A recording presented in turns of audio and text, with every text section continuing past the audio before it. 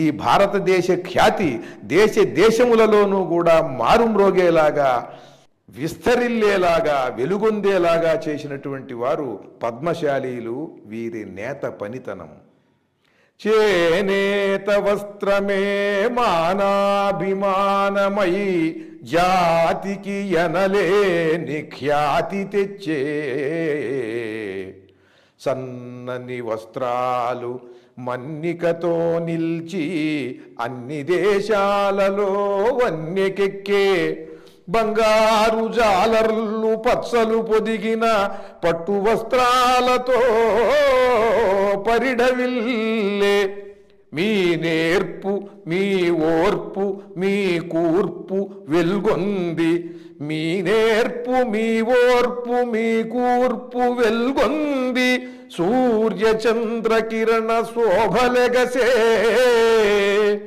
పద్మశాలీల ప్రతిభతో భరత భూమి నాడు చరితనే సృష్టించే 4 దిశలా, నిపుణమతులార చేనేత నేతలారా, శాంతిమతులార బహుజన శక్తులారా.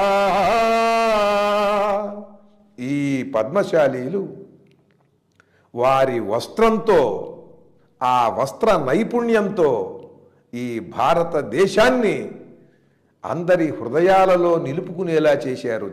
దేశాల రాణులు రాజులు కూడా భారతదేశ వస్త్రం కోసం తపించారు ఆనాడు.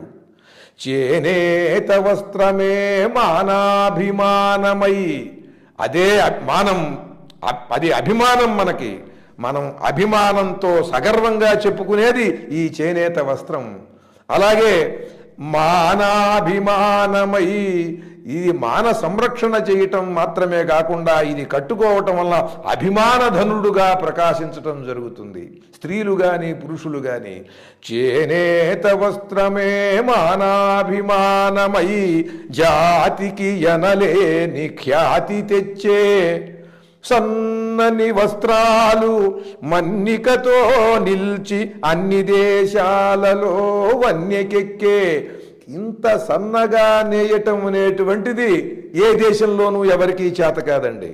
ఈ భారతీయులకి మాత్రమే, ఈ పద్మశాలీలకు మాత్రమే అది ఒక తపస్సుగా సాగి, అది చీరగా పంచగా వస్త్రంగా బయటికి వచ్చినటువంటి విద్య అది.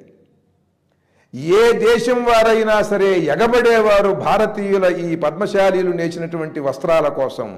సన్నని వస్త్రాలు మన్నికతో నిల్చి, సన్నగా